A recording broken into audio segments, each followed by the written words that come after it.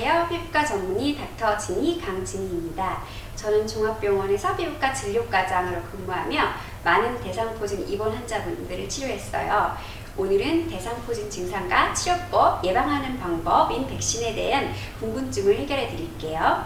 대상포진은 일생 동안 3명 중 1명이 걸리는 매우 흔한 질병으로 수두를 일으키는 바이러스에 의해서 발생하는 통증이 심한 수포성 질환이에요. 이런 대상포진이 왜 생기는지가 궁금하실 텐데요.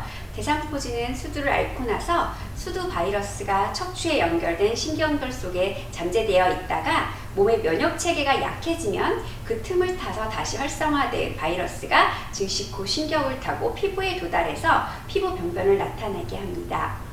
즉 면역력의 약화가 원인이 되는 거예요. 대상포진의 증상은 어떤 게 있을까요? 흔히 화끈거리는 통증이나 콕콕 찌르는 느낌이 나타나며 통증이 시작되고 하루에서 3일 정도가 지나면 붉은색의 발진이 생겨요.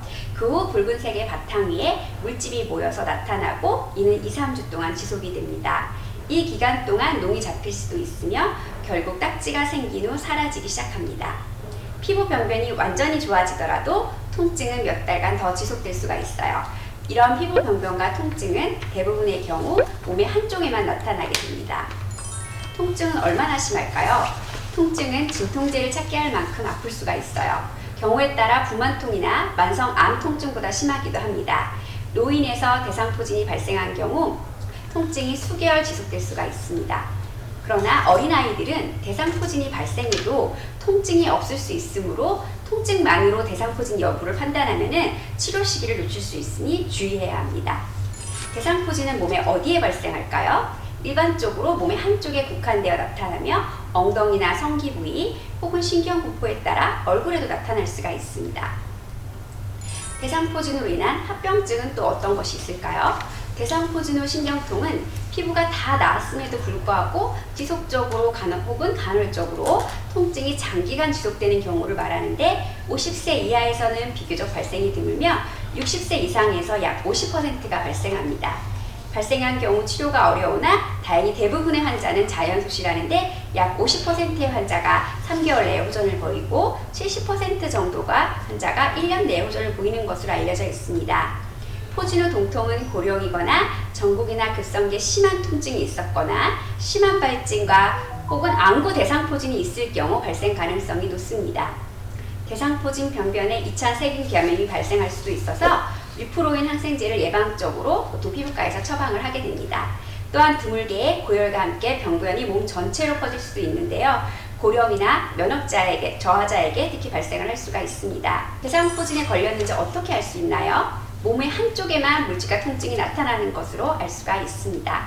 대상포진은 전염될 수가 있나요? 대상포진은 수두보다 전염력이 떨어지나 발진 발생 후 7일까지는 고른 물질로부터 바이러스가 분리될 수가 있으므로 대상포진 환자와의 직접 접촉 후 수두를 앓은 경험이 없는 환자는 수두의 발생이 가능합니다.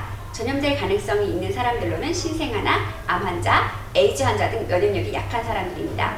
흉터가 남을 수도 있을까요? 대상포진 후 흉터가 남는 경우는 병변이 심했던 경우, 노인, 수포가 감염되는 경우입니다. 일반적으로는 적절한 치료를 받는다면 큰 흉은 남지가 않습니다. 대상포진은 어떻게 치료할까요? 이게 제일 중요한데요. 대상포진 치료의 목적은 통증의 억제, 바이러스의 확산과 2차 세균 감염의 억제, 대상포진 후 신경통 등 합병증의 예방 및 최소화입니다.